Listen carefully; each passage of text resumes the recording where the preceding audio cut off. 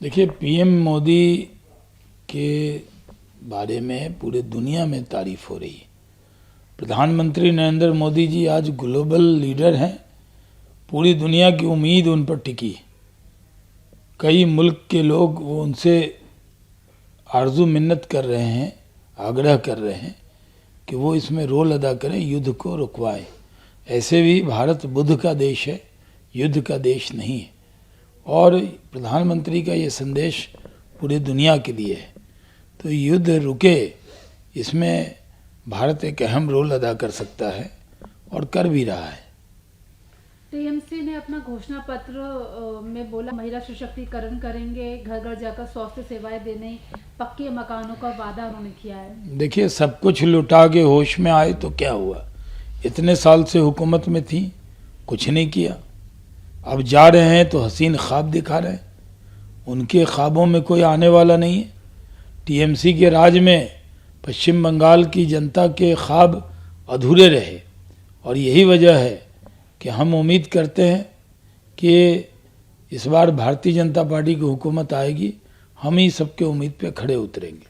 बंगाल चुनाव के बाद केंद्र सरकार एनआरसी और जनगणना के नाम पर लोगों की नागरिकता छीन लेगी, ममता कह रही है।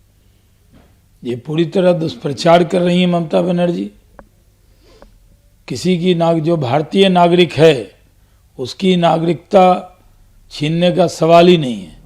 जो भारत के मिट्टी के मुसलमान हैं उनको कोई डरने की ज़रूरत नहीं है, लेकिन जो बांग्लादेशी हैं उनको ज़रूर डरना चाहिए।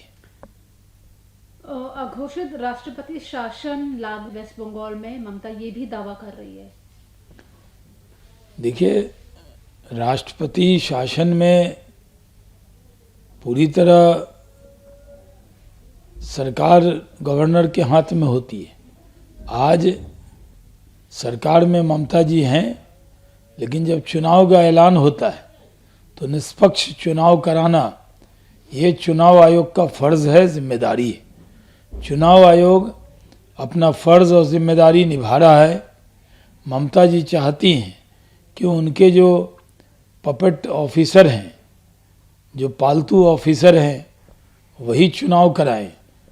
तो वो चुनाव वो नहीं करा सकते। चुनाव निष्पक्ष तरीके से चुनाव आयोग को ही करना है और चुनाव आयोग इसको कर रहा है।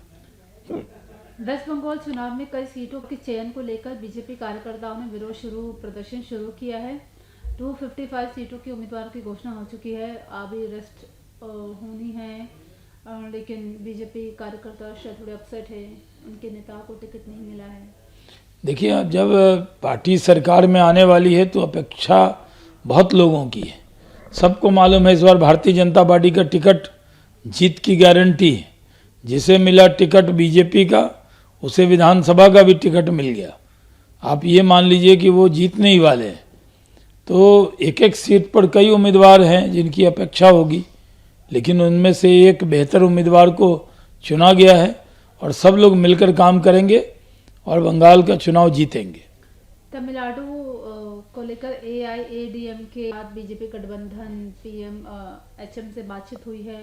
टीटीवीएएमएम के तमाम जो पार्टी से उनसे बात हुई, लेकिन अभी तक लिस्ट तमिलनाडु की जारी नहीं हुई है। तमिलनाडु पर चर्चा हुई है और तमिलनाडु में भारतीय जनता पार्टी एनडीए के साथ वहाँ गठबंधन करके चुनाव जीतेगी।